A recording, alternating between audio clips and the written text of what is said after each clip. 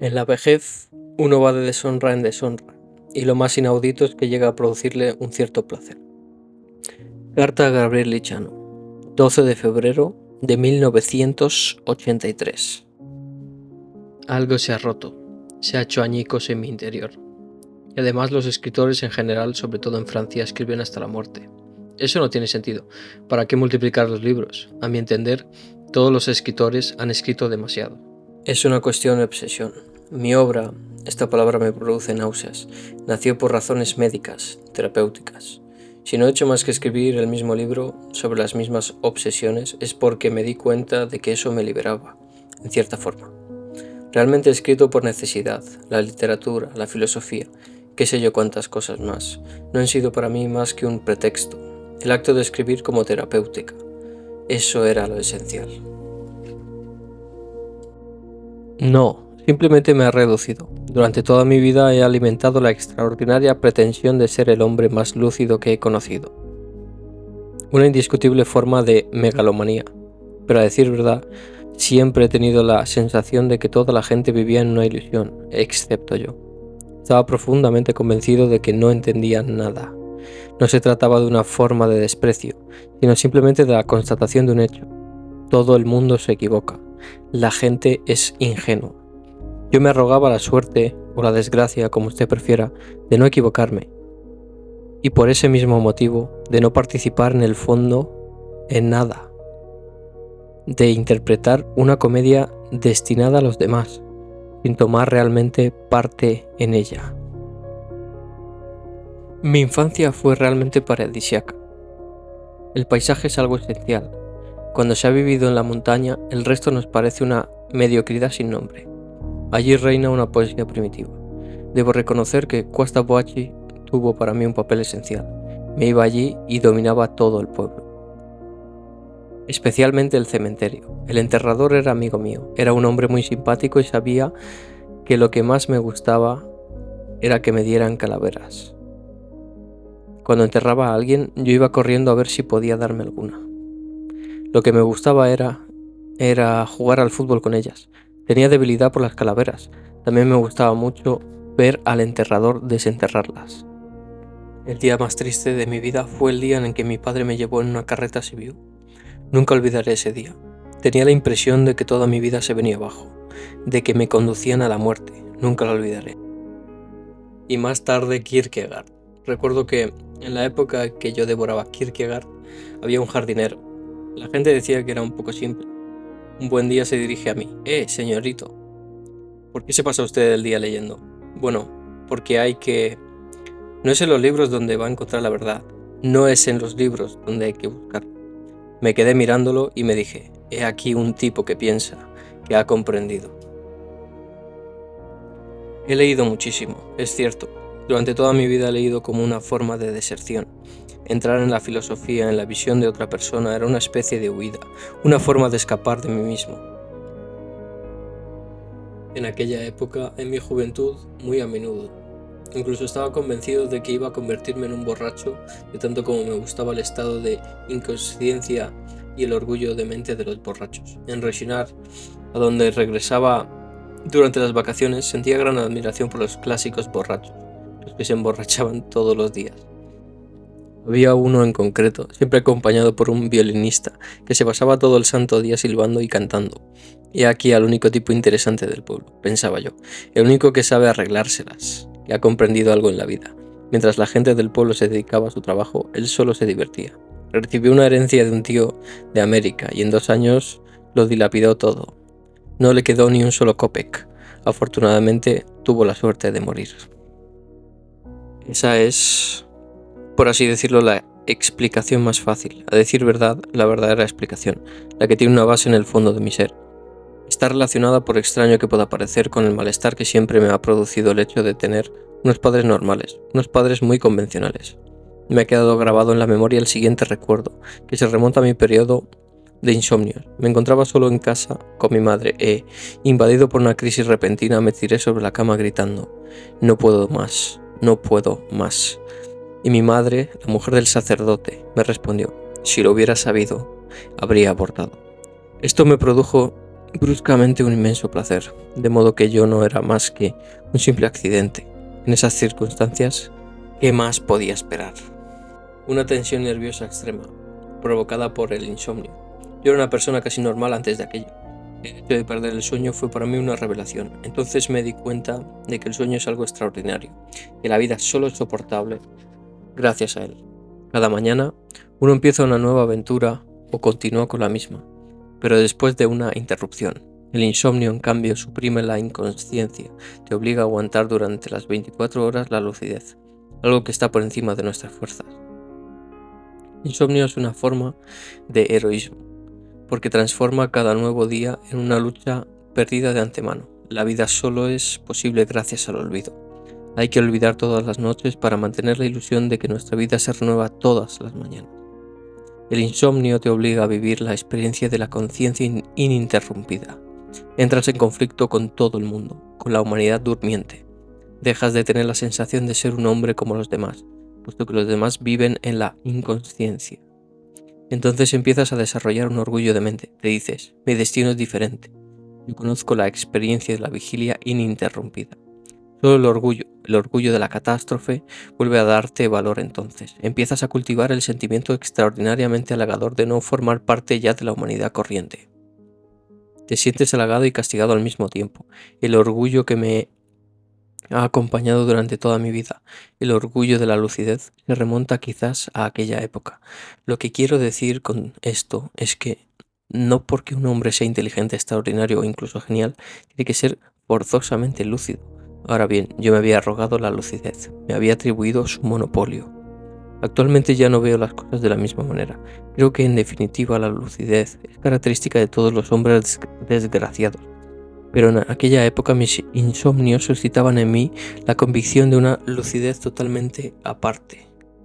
De lo que no cabe ninguna duda es de que aquel periodo de insomnio me marcó para el resto de mis días.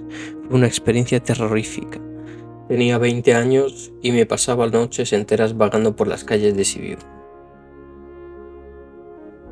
En todos mis libros trato de la intensidad. No pretendo ninguna originalidad sobre la concepción de la existencia. ¿Hay algo más trivial que la muerte? Pero al mismo tiempo es un fenómeno fundamental y no es una casualidad que ocupe el lugar central en todas las grandes religiones. Para construir una filosofía original habría que partir de la ciencia, es decir, del único campo en que la innovación es posible. Una filosofía de este tipo se distinguiría, sin duda, por su originalidad, pero no tendría ningún interés. Tomemos por ejemplo a Heidegger. Traducido al lenguaje corriente, todo lo que escribió sobre la muerte y sobre todo lo demás no tendría la más mínima originalidad. Su mérito radica en que supo formularlo de una forma diferente. En última instancia, lo verdaderamente novedoso e importante es el timbre, el tono, el acento, todo lo que surge de la intensidad de una experiencia. De las cartas que recibo, sobre todo de los más jóvenes, se deduce que muchas veces es a partir de mi manera de expresar algo cuando toman conciencia de tal o tal otra experiencia, a la que a pesar de todo puede acceder hasta el mayor de los estúpidos. Cuando se simplifica un pensamiento más allá de su expresión original, se convierte en algo trivial, ya no dice nada.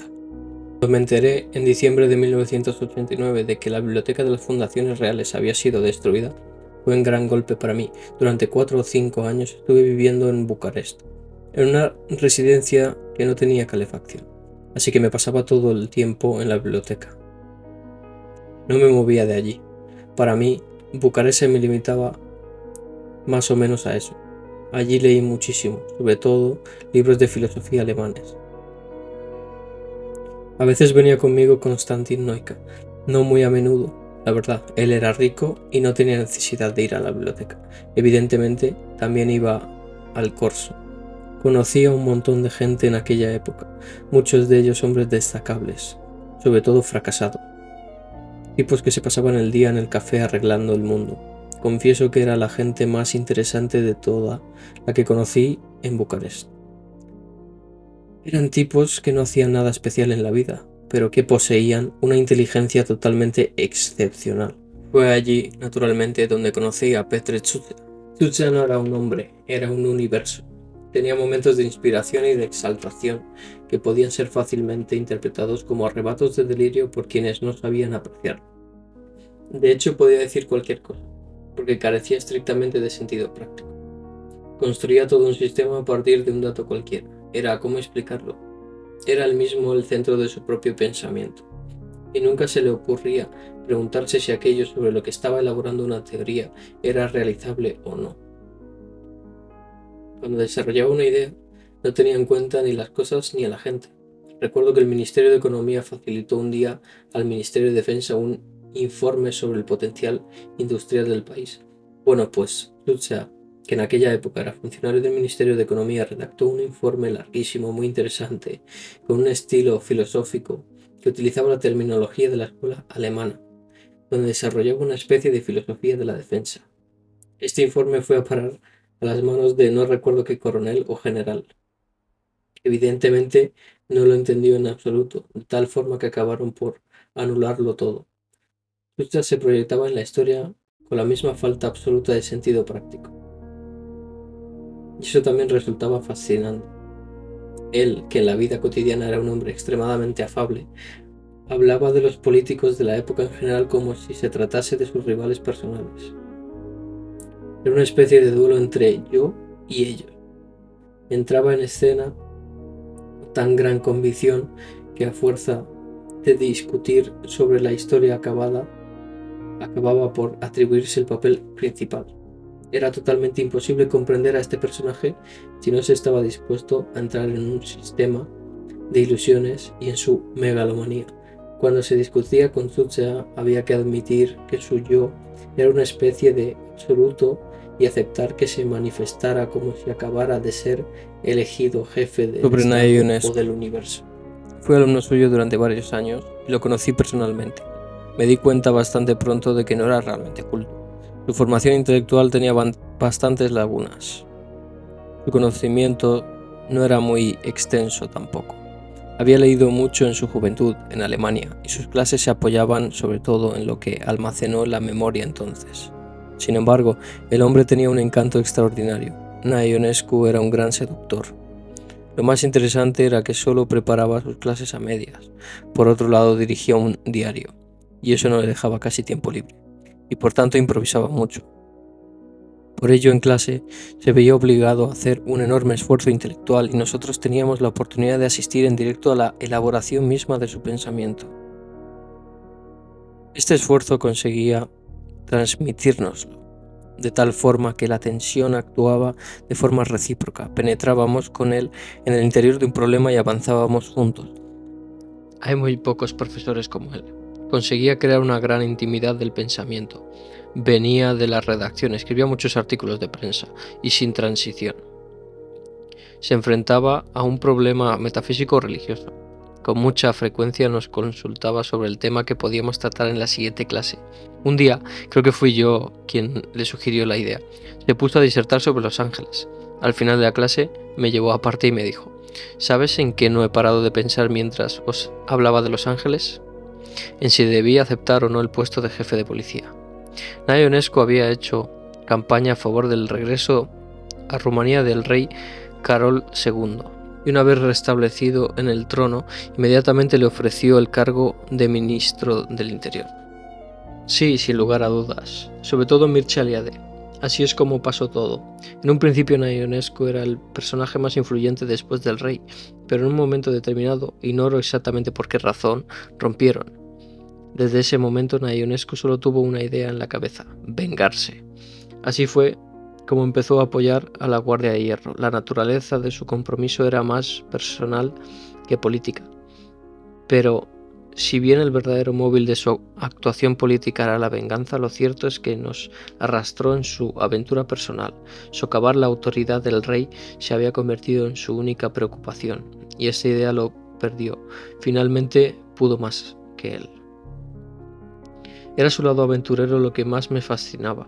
Por una parte era un filósofo, por otra un gran seductor, lleno de encanto, un hombre de mundo, un mujeriego, amante de la buena mesa. Gastaba importantes cantidades de dinero. ¿De dónde lo sacaba? Nunca lo supimos realmente. De lo que no cabe duda es de que no teníamos demasiado. Lo que De lo que no cabe duda es de que no tenía demasiados escrúpulos. Cojo el dinero allí donde lo encuentro, me confesó un día, y en otra ocasión no me atrevería a decir que me financie un santo. Había algo de griego en él, en el fondo no creía en nada, era el representante típico de una civilización en decadencia, que cultivaba el encanto y la sutileza en un país profundamente devastado por el primitivismo. Indiscutiblemente era un personaje. Comparados con él, los otros profesores de la facultad parecían ingenuos campesinos. Sea como sea, Eliade se equivocó completamente al tomarlo como ejemplo en el plano moral, porque Nae Ionescu no era un punto de referencia, una institución, una autoridad, sino, como ya lo he dicho, un aventurero. Yo creo que Eliade no le comprendió, se comportaba constantemente como un discípulo, señor profesor, señor profesor. Nae Ionescu no estaba autorizado a tener un adjunto, ya que no tenía el título de catedrático, no era doctor. Pretendía haber defendido su tesis en Alemania, pero nadie había visto nunca su título.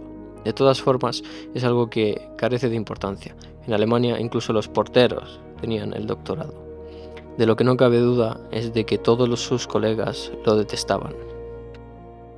La libertad ha sido mi única religión en la vida, la independencia, y en primer lugar no depender de una carrera. Muy pronto comprendí que la vida solo tiene sentido si uno consigue hacer lo que quiere. Para mí, todo el problema consistía en salvaguardar mi libertad. Habría fracasado si hubiera aceptado trabajar en un despacho para ganarme la vida.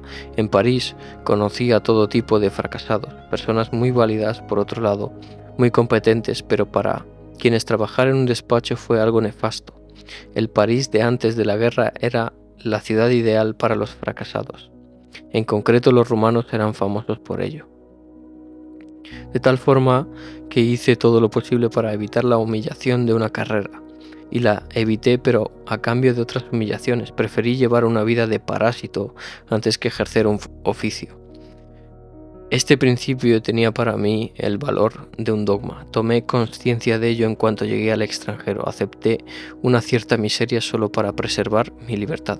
La vida de parásito, es decir, la vida paradisiaca. Una vida hecha de proyectos frustrados. Se me presentó como la única vida soportable. Bueno, pues acepté llevar una vida de eterno estudiante. Siempre era el más viejo de todos los que comían en el restaurante universitario. Mi sueño era vivir de becas durante toda mi vida. Era algo que no me molestaba en absoluto, beneficiarme siempre de la condición de estudiante. Las becas eran la única forma de evitar una carrera.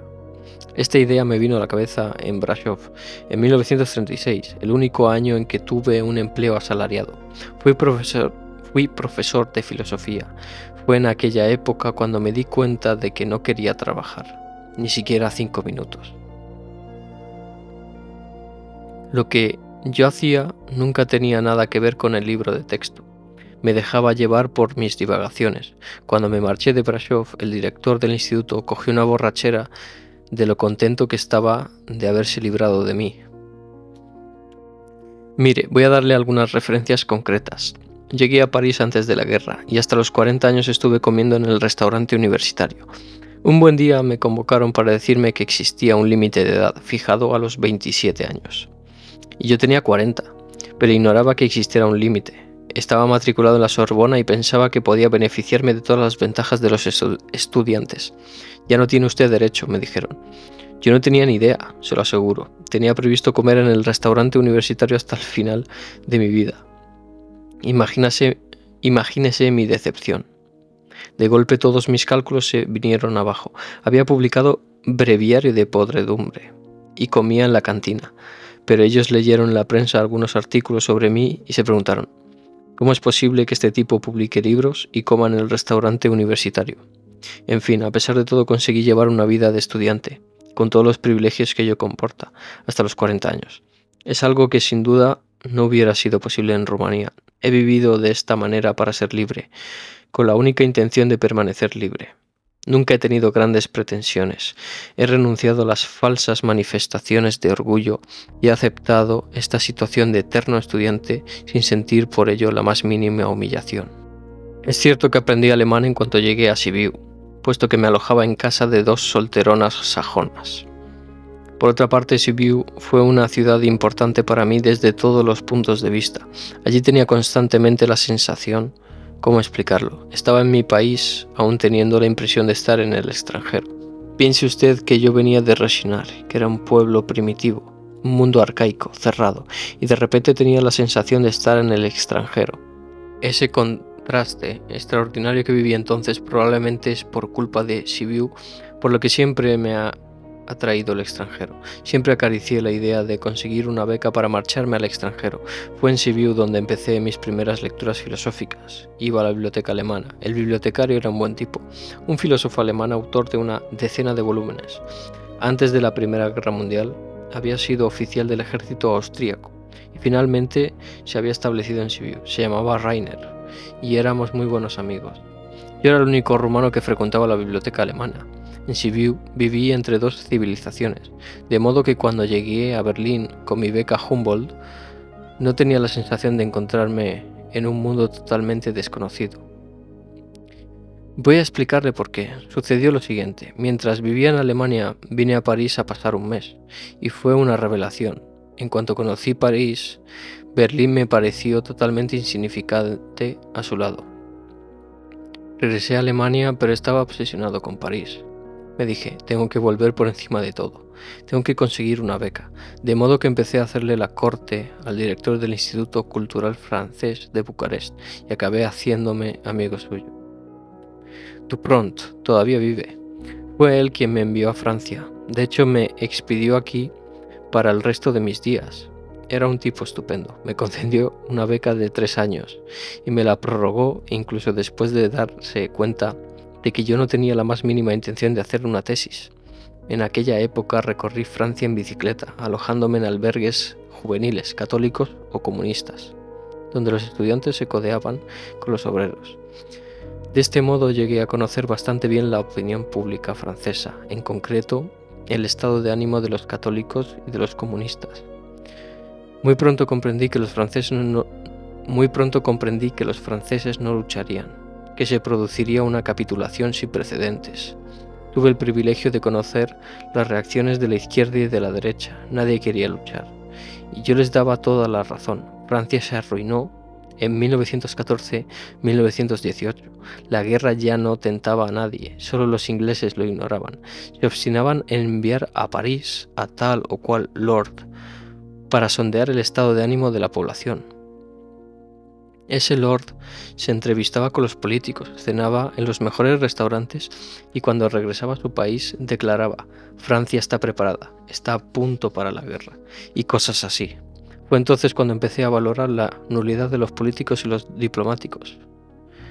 No es frecuentando los restaurantes y los salones como uno puede hacerse una idea de un país. El diagnóstico al que yo había llegado después de recorrer las provincias a lo largo y a lo ancho demostró ser exacto. El tercer día Francia ya se mostraba dispuesta a capitular. Sí, el primer día en el Boulevard Saint-Michel. Dada la falta de resistencia, entraron como si fuera domingo y estuvieran dando un paseo. Venían del Sena y marchaban hacia el sur. En el Boulevard Saint-Michel había gente, pero no mucha. Había una anciana en el borde de la acera. Me acerqué a ella. Tenía curiosidad por observar sus reacciones y me quedé a su lado hasta que se giró hacia mí. De repente me miró y me dijo simplemente: sí, señor, muy bonito. Una expresión tan común en un momento tan dramático me impresionó terriblemente y después añadió: es el fin de Francia. Los alemanes venían por un lado, pero por el otro llegaban por una razón que no acierto a comprender los prisioneros franceses. La visión del primer grupo, compuesto por alrededor de 25 soldados franceses y un guardián alemán, me impresionó mucho. Cuando me repuse, fui corriendo al estanco, que se encontraba justo detrás de mí. Compré 20 paquetes de cigarrillos y desde donde estaba se los tiré a los soldados. Se abalanzaron sobre el tabaco mientras el alemán cogía su arma y apuntaba hacia mí. En aquel momento mi conocimiento del alemán me salvó la vida. Ich bin Ausländer, le dije gritando, o algo por el estilo, y siempre en alemán. Es una cuestión humanitaria. Eso me salvó. La verdad es que si hubiera huido, o si no le hubiera hablado en alemán, me habría disparado. Habría sido una extraordinaria paradoja. Yo, un rumano exiliado, primera víctima de la entrada de las tropas alemanas en París. No, escribía en rumano, incluso había empezado a profundizar en mi conocimiento de la lengua rumana, y como no tenía libros en rumano iba a la iglesia ortodoxa donde leía todo lo que encontraba, sobre todo textos antiguos. Me estaba especializando en rumano. Al final de la guerra me di cuenta de que era una absurdidad y decidí romper definitivamente con mi lengua. Estaba en un pueblo cerca de Dipe, a orillas del mar. Exactamente. Y de repente tomé conciencia de que todo eso no tenía ningún sentido, que nunca más regresaría a Rumanía, que el rumano ya no iba a servirme para nada. En una hora todo terminó. Fue una reacción violenta. De golpe rompí con todo, con mi lengua, con mi pasado, con todo. Entonces empecé la redacción de Breviario de Podredumbre, y la experiencia se reveló como algo extraordinariamente doloroso. Cambiar de lengua y a los 20 años todavía tiene un pase, pero a los 35 o 36, la edad que yo tenía entonces, fue para mí una experiencia terrible. Creía conocer perfectamente el francés, pero me di cuenta de que no era así en absoluto. Pero no quería dar mi brazo a torcer. Comprendí que si realmente quería cambiar de lengua, tenía que romper con mi idioma materno y escribir directamente en francés. Eso era lo esencial. De otra forma no podía funcionar. Imposible escribir en francés y seguir hablando en rumano. Había en ello una incompatibilidad. El cambio de lengua únicamente puede conseguirse a cambio de renunciar a la propia lengua. Hay que aceptar ese sacrificio. No porque nunca dejé de trabajar en esos malditos libros. Me costó mucho esfuerzo realmente.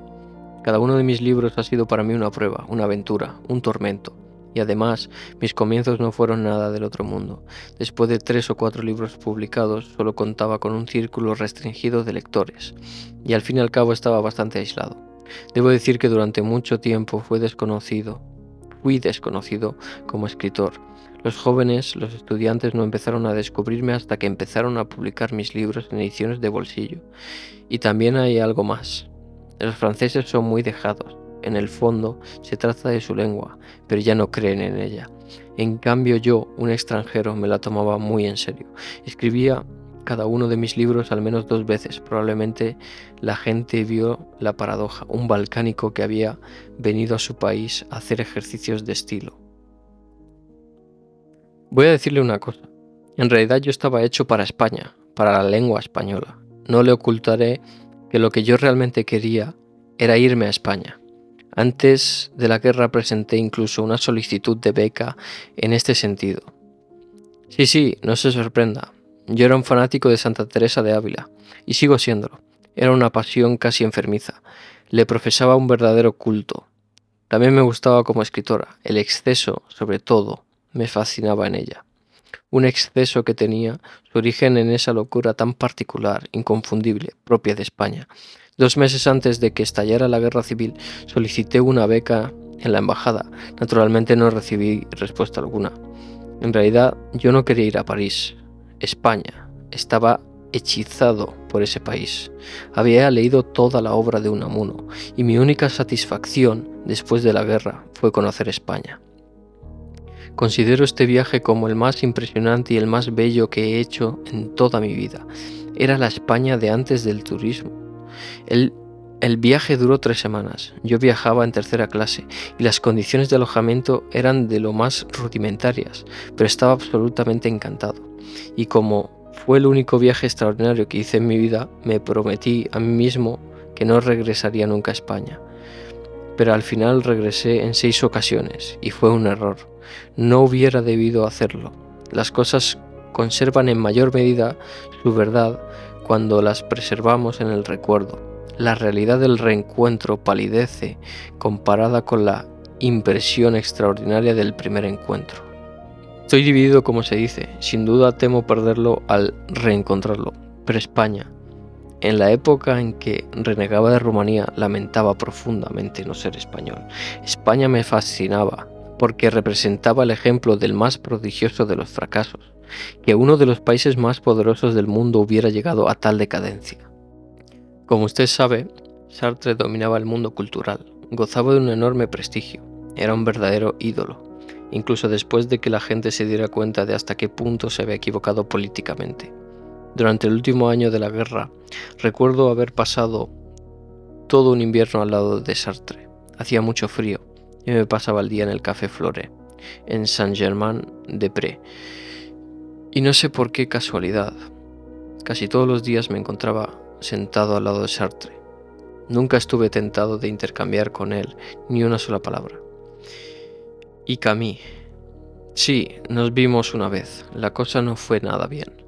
Yo había leído sus libros y sentía un cierto respeto hacia él, sobre todo porque me parecía un tipo honesto, aunque lo tenía, si no por un autor mediocre, sí al menos por un autor de segunda fila.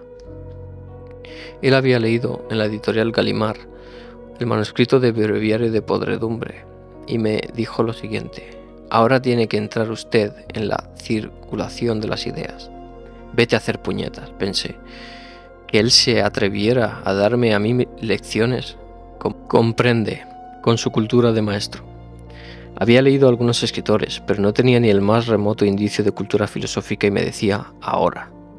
Como si se dirigiera a uno de sus alumnos. Me marché. Fue algo muy humillante para mí, decirme que tenía que entrar en la circulación de las ideas, como si yo fuera un pobre principiante provinciano. Pero sabe usted, con un tono de superioridad, ahora. Yo que sin embargo había leído a los grandes filósofos, recibir lecciones de un tipo con cultura de maestro, inmediatamente decidí vengarme.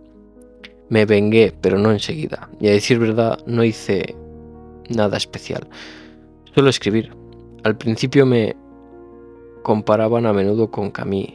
Él era muy famoso, sus libros tenían tiradas de 200.000 ejemplares.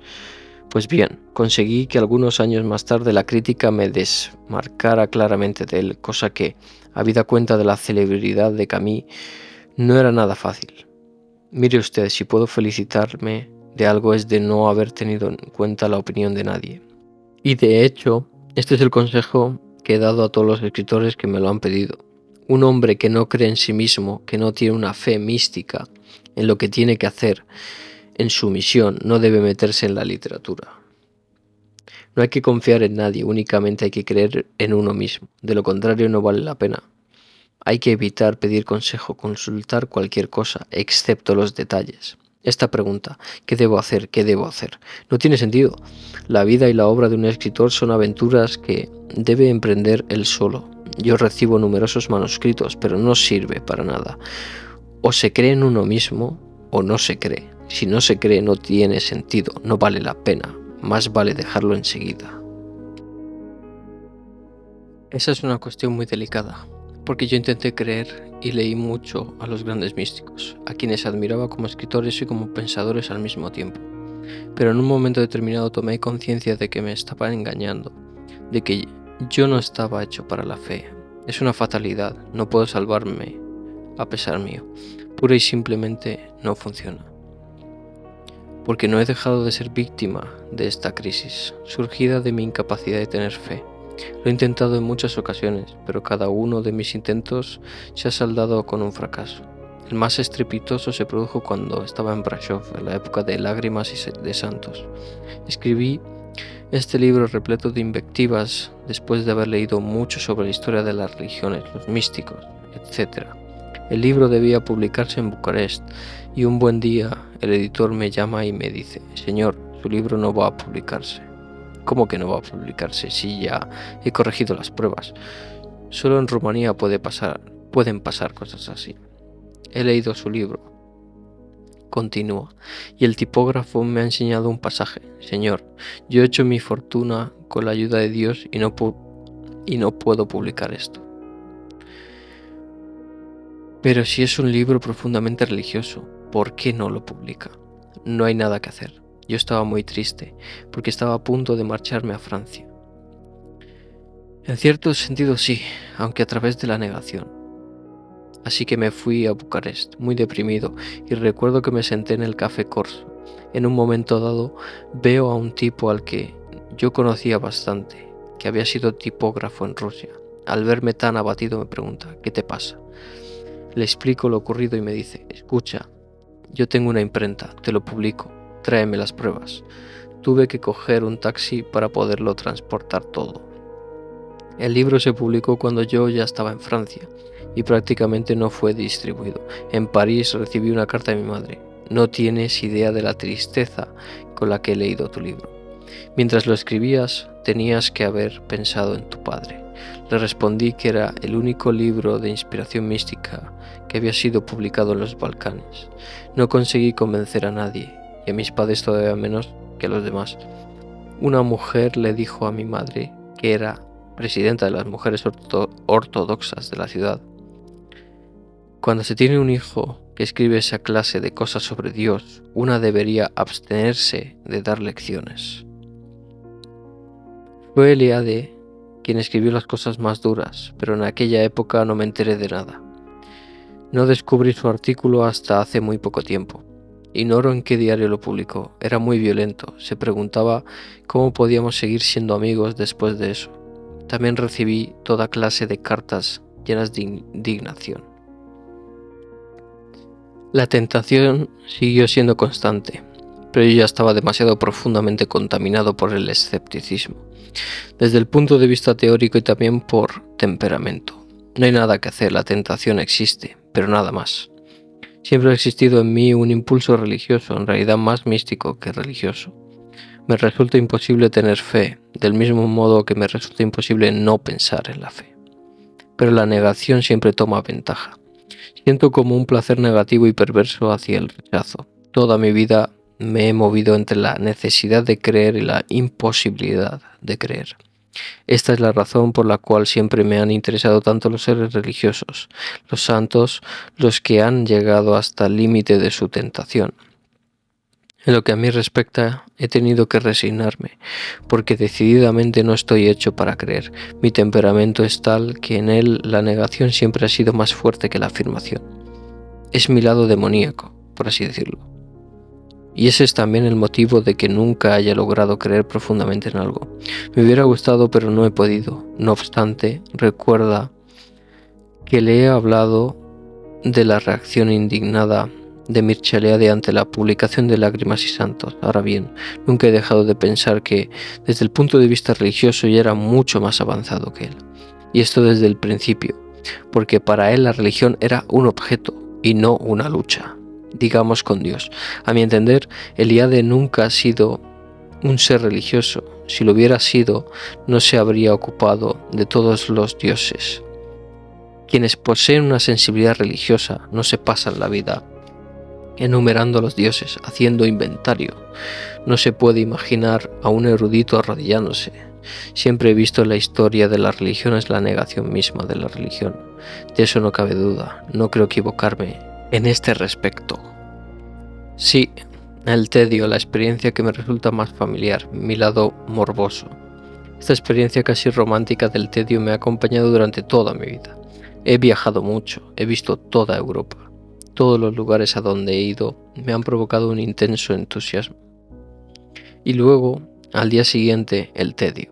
Cada vez que visitaba un lugar me decía que era allí donde me hubiera gustado vivir. Y luego, al día siguiente, ese mal que me invade ha acabado por obsesionarme. Yo nunca he dicho que hubiera que suicidarse. Simplemente he dicho que solo la idea del suicidio puede ayudarnos a soportar la vida. La idea de que está al alcance de nuestra mano poner fin a nuestros días, de que en cualquier momento podríamos suicidarnos, representa un alivio enorme. Al menos esta perspectiva me ha ayudado mucho personalmente y he expuesto este razonamiento a todos aquellos que me han confesado que se querían matar. Porque sabe usted, en París la tentación del suicidio es un fenómeno bastante corriente. Mire, hace algunos años un ingeniero relativamente joven, vino a verme. Había leído mis historias sobre el suicidio y quería acabar con todo. Estuvimos paseando durante 3 horas por el jardín de Luxemburgo y le expliqué que la idea del suicidio era una idea positiva en la medida en que hacía la vida soportable. Uno toma conciencia de que no es solamente una víctima, de que en última instancia puede disponer de sí mismo, y de que en ese sentido es dueño de su vida. Usted, que tiene 26 años, le dije, y que se gana muy bien la vida. Se trataba de un chico muy competente. Tiene tiempo de sobra para sufrir. Intente, por tanto, resistir todo lo que pueda. Y si en un momento determinado se da cuenta de que la idea del suicidio ya no le resulta ninguna ayuda, entonces termine. 3 años más tarde me crucé con él y me dijo: he seguido su consejo y mire, todavía estoy vivo. Perfecto, siga así. Comprende el razonamiento. Nunca he incitado a nadie al suicidio. Una sola vez hice algo bastante estúpido, tanto que dudo si contárselo. Bueno, ocurrió durante la guerra, y yo había conocido a una mujer muy rica y muy bella. Un buen día expresé en su presencia algunas consideraciones sobre el tema del suicidio, de la inutilidad de la vida, etc. Me gustaría que viniera usted conmigo, me dijo entonces, porque tengo una amiga que quiere suicidarse. Si usted pudiera hablar con ella. Para hacerle un favor a esta mujer, la verdad es que me gustaba mucho. Acepté. Y fuimos a ver a la mujer del suicidio. Le dije: tiene usted toda la razón en querer suicidarse. En el fondo es la solución, la única a decir verdad. ¿Para qué obstinarse en vivir? Y así sucesivamente. Y entonces ocurrió algo extrañamente interesante. La mujer en cuestión, la del suicidio, se volvió hacia su amiga y le dijo: a este señor no lo conozco. Que me impulse a suicidarme es cosa suya. Pero que tú, que eres mi amiga, lo traigas aquí para... Pues bien, ya no me suicido.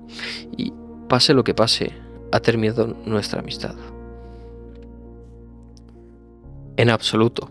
Como le he dicho, se trata de un problema irresoluble ante el cual cada uno reacciona como puede.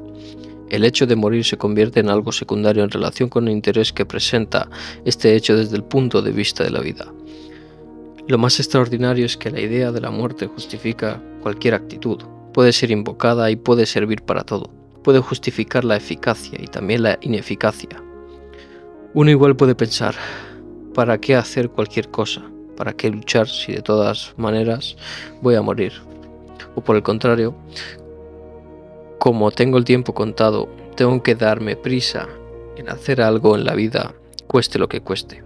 Precisamente porque se trata de un problema sin solución, la muerte nos permite adoptar cualquier actitud y nos resulta útil en todos los momentos esenciales de la vida.